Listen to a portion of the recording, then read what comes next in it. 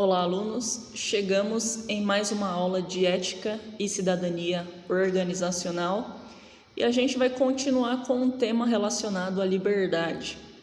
Retomando o que foi dito na última aula, de uma forma rápida, falei com vocês de atitudes consideradas antiéticas perante uma sociedade. E dessas atitudes eu dei como exemplo furar fila, furtar determinado produto de um hotel, estacionar em local proibido, jogar lixo em vias públicas, que é um local inapropriado para isso. Então, só retomando aí, são atitudes humanas, reprováveis, em um caráter universal. Então, eu sempre defini para vocês, a gente tem esse caráter universal relacionado à ética e a gente tem esse caráter mais regional relacionado aos padrões morais da sociedade. Esses padrões morais mais caracterizados e mais visualizados em determinados grupos, em grupos pequenos. E a ética como um padrão que seja para todos, de ser cumprido. Então, atitudes aqui consideradas antiéticas, e outra coisa que eu falei para vocês também, naquela mesma premissa, não existe um pecado pequeno e não existe um pecado grande, Pecado é sempre pecado. E aqui na parte antiética, a gente tem esse mesmo princípio.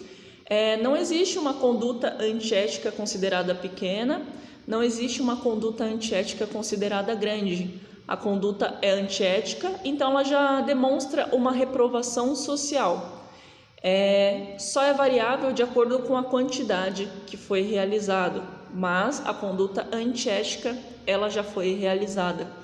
Então, por exemplo, e é o que está escrito na apostila de vocês, não importa se você furte R$500 ou R$1.000.000, a sua conduta é contrária aos padrões éticos da sociedade já foi realizada.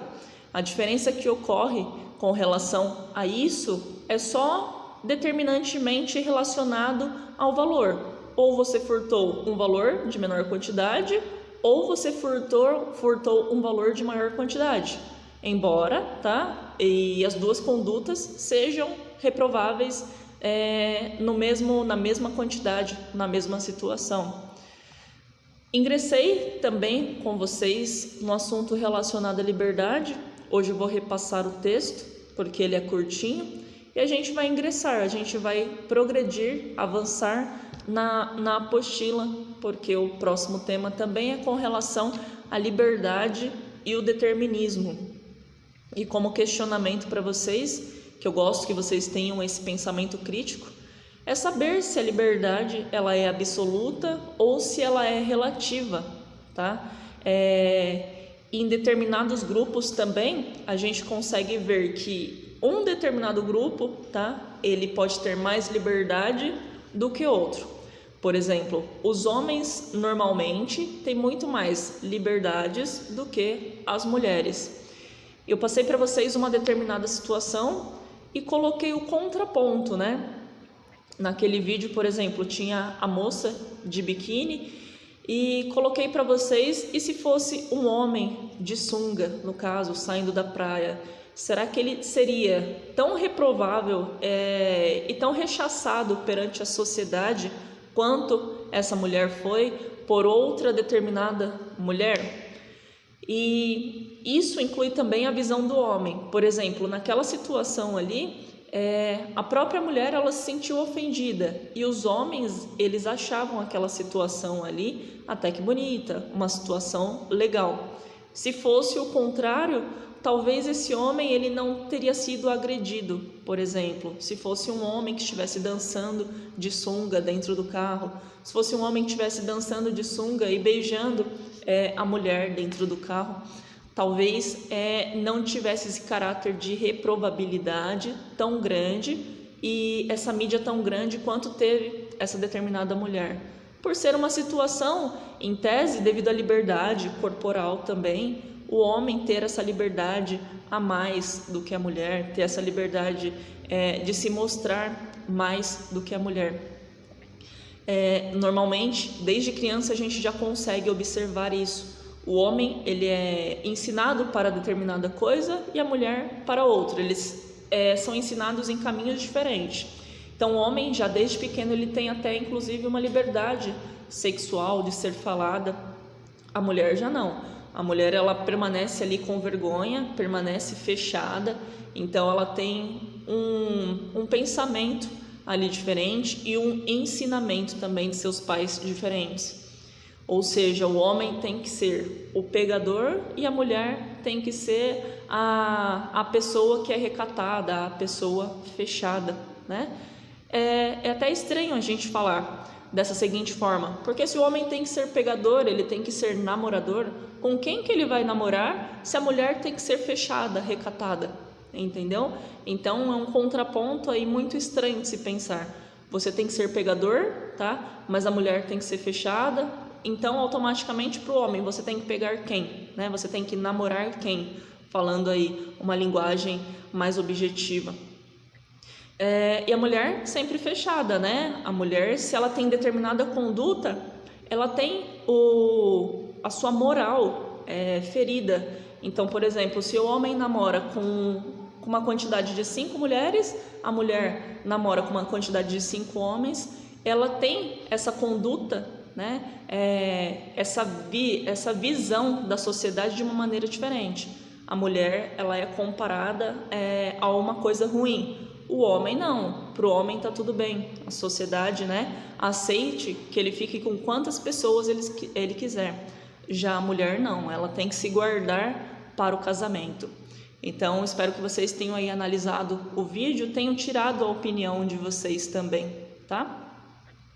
Só repassando lá, estou no tema de número 6, que é relacionado à ética, liberdade e responsabilidade.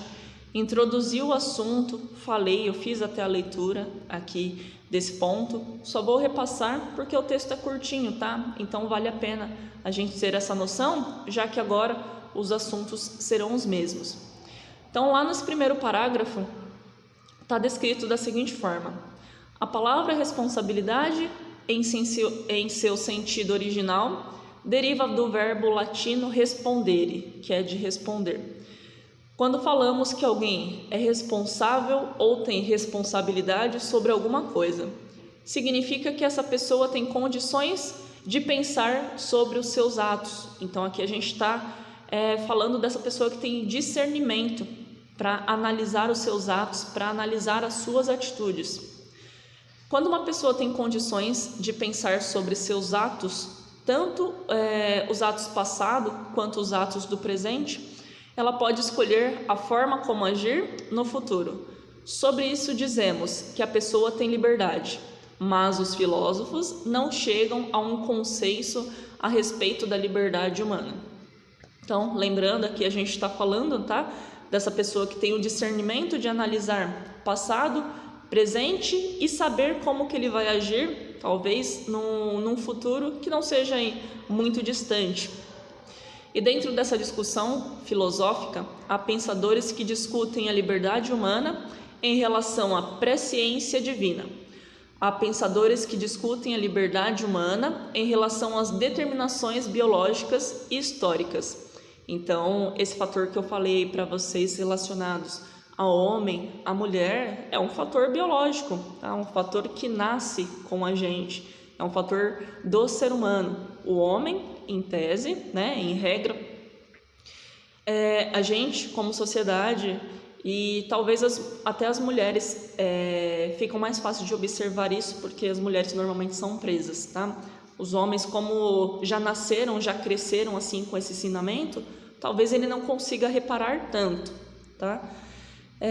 Mas os homens, eles têm uma liberdade maior do que as mulheres, com relação ao ensinamento, com relação a essa parte sexual, né? Com relação a sair à noite também, até esse fator segurança. Então, por exemplo, é muito mais fácil para o homem sair à noite de uma maneira aí totalmente liberta, né, do que uma determinada mulher.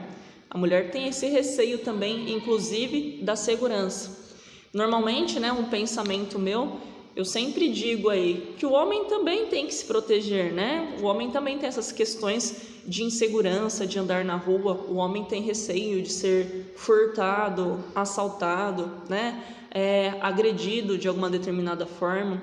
A mulher, ela tem receio do furto, do roubo, da agressão, e a gente inclui também sempre o assédio sexual. É difícil, se for possível você aí na sua casa, faça esse questionamento com a sua família, mas é difícil a gente conseguir encontrar uma mulher que não tenha sofrido algum tipo de assédio, e principalmente assédio sexual. Aí, alguém mexeu na rua, alguém fez uma brincadeira um pouquinho mais agressiva, mais invasiva com relação a essa mulher, ou infelizmente já sofreu o estupro de fato, tá?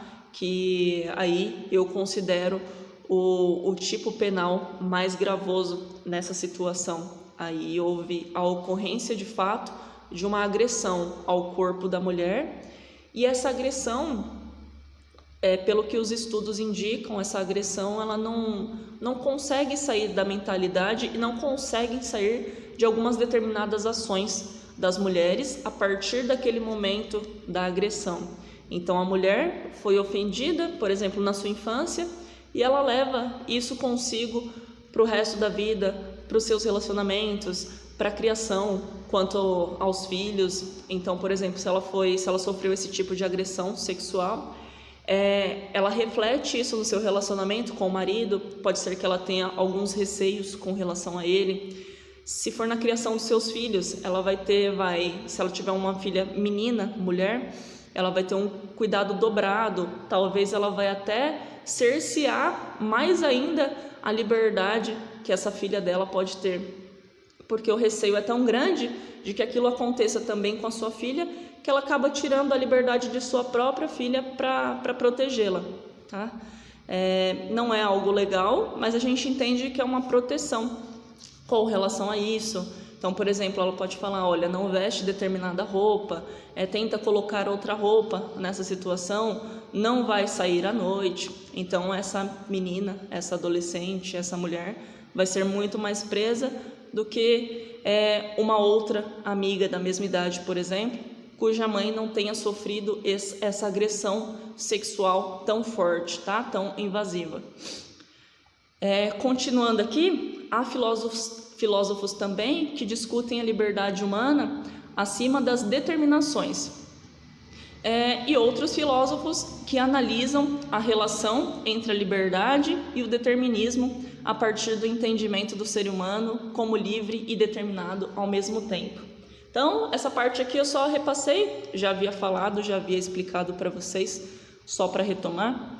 E o título de hoje a gente vai continuar na liberdade, só que agora, item número 7, liberdade e determinismo.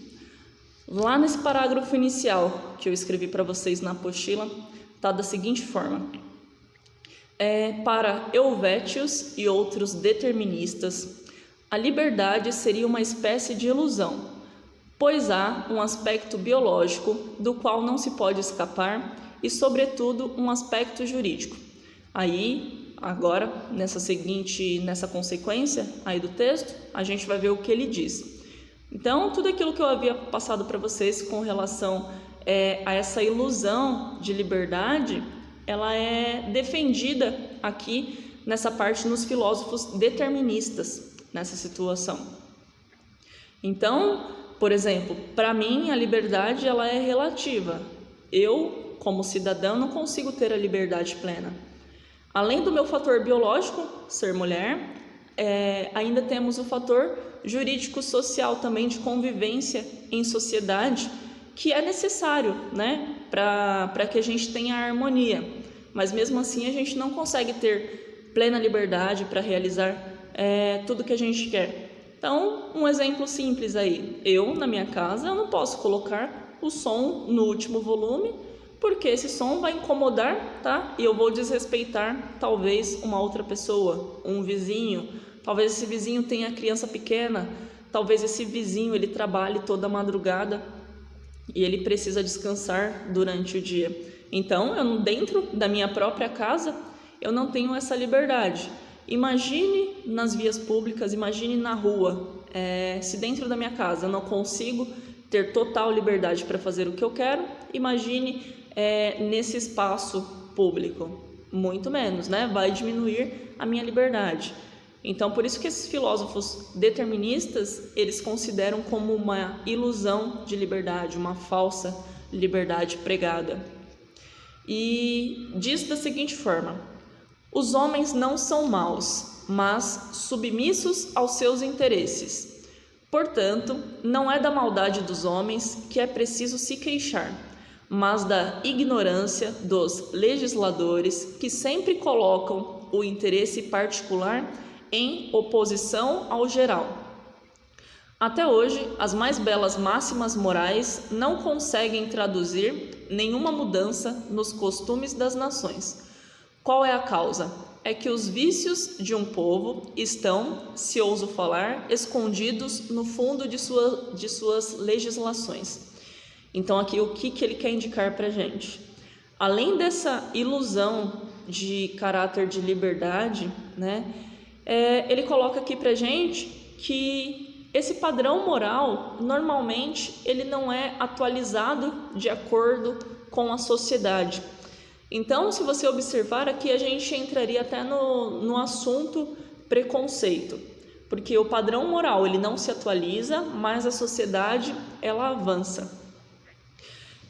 E aqui também o que ele diz, por exemplo, é que sempre que um legislador ele vai criar determinada lei, ele não está pensando necessariamente nesse caráter geral da sociedade. Ele pensa de acordo com aquilo, né, de acordo com o padrão moral que tem, que ele trouxe consigo de determinado grupo.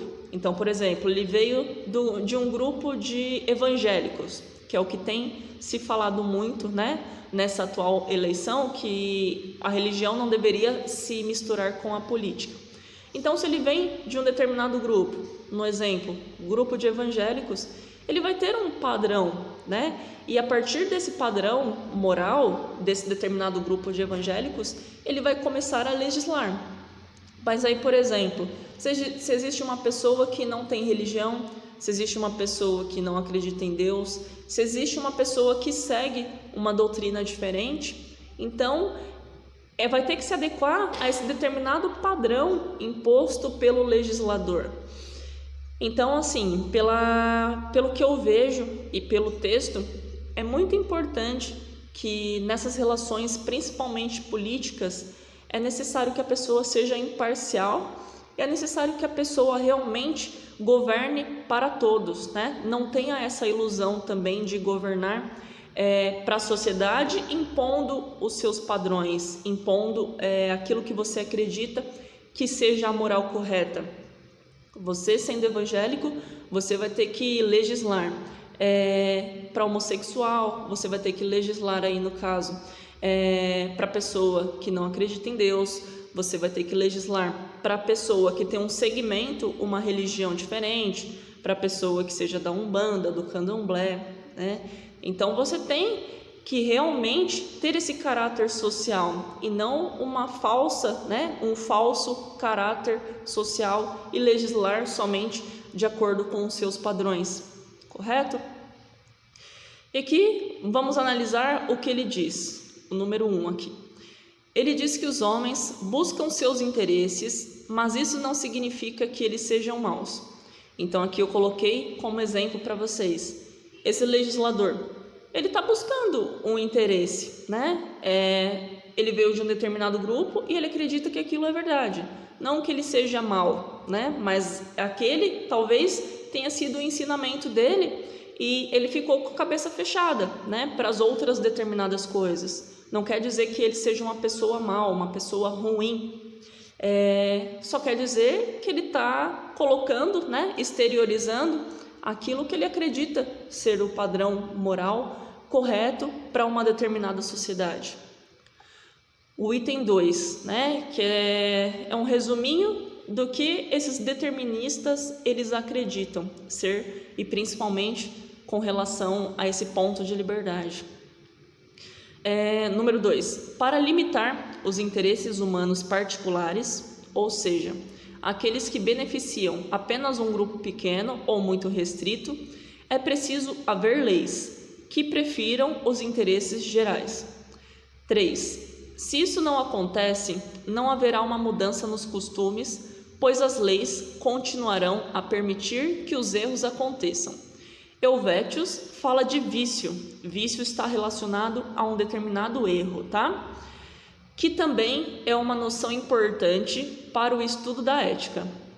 A noção de vício opõe-se à noção de virtude, que deriva do latim virtus, força ou qualidade essencial. Quando falamos em virtude ética, falamos de uma qualidade essencial, a prática constante do bem. O bem nesse sentido pode ser entendido como responsabilidade pelas ações livres. Quando a liberdade é usada pelo homem, sem essa responsabilidade moral, falamos em vício. Assim, se a fidelidade é uma virtude, a infidelidade é um vício. Sobre esse vício, especificamente, Helvétius deixa em evidência, ele deixa claro para nós. Na Nova Orleans, as princesas podem, quando elas se cansam de seus maridos, repudiá-los para se casarem com outros. Neste lugar, não encontramos mulheres falsas, porque elas não têm nenhum interesse em ser falsas. Para Helvétius, em vez de falarmos em virtude ou vício da pessoa individualmente, deveríamos falar sobre virtude ou vício da legislação. Então, nesse determinado ponto aqui, a gente pode observar que muito do que se fala aqui com relação à ética, à moral, tá? E qualquer determinado assunto, nós conseguimos observar e trazer também essa parte política. Então, o Helvétius diz pra gente, se você, dentro do seu padrão moral, tá? Você não está fazendo mal para ninguém, você pode realizar aquela determinada ação dentro da sua liberdade. Isso só vai se tornar um erro, isso só vai se tornar um vício a partir do momento que você expõe esse seu caráter moral, tá? E esse caráter moral, ele reflete no ordenamento jurídico. Então, por exemplo, você, quanto pessoa, tudo bem você ter o seu padrão moral. Só que você, por exemplo, como legislador, aí já é um problema você impor esse seu caráter moral. Aí se torna um erro. Para você, na sua vida particular, tá ok, você expor daquela maneira. Só que você legislar e trabalhar com a sociedade, aí já é um erro você impor, tá? Porque aí você deixa a pessoa também sem a liberdade dela, sem a liberdade de crença, sem a liberdade de sexualidade com relação a isso. Então você não pode expor para a sociedade, né? E de uma forma impositiva. Se você for legislar com relação a uma determinada coisa, você tem que tirar, de certa forma, o seu caráter moral, que é restrito a esse determinado grupo, e você tem que pensar realmente na coletividade para trazer aí sim, de uma certa forma, uma liberdade maior. É claro que isso não é fácil, né? Porque nós temos o nosso ensinamento, mas para você ser um bom legislador, um bom político, você vai ter que pensar no caráter social e esquecer, né, de certa forma, todos aqueles seus padrões. Seus padrões você vai se utilizar na sua vida particular, mas na sua vida pública, como um representante do povo, você vai ter que utilizar a melhor forma para você analisar o padrão da sociedade e não só o seu, de determinado grupo, certo? Na próxima aula, no próximo vídeo, a gente vai continuar aí com relação a esse tema de liberdade. Então não se esqueçam, sempre vai ter meu vídeo aí explicando com relação a algum assunto. Eu sempre coloco um vídeo para vocês para trazer aí a nossa possibilidade de conversa e de debate e trazer um assunto para ser discutido aí em sala de aula, mesmo que da maneira escrita nesse período online. Eu aguardo vocês dentro do horário, tá? Se cuidem mais uma vez, se protejam aí nesse período de pandemia. Se tiverem alguma dúvida, sempre me chamem, não levem dúvida para a próxima aula, para um próximo vídeo. Aguardo mais uma vez a todos vocês e um beijo.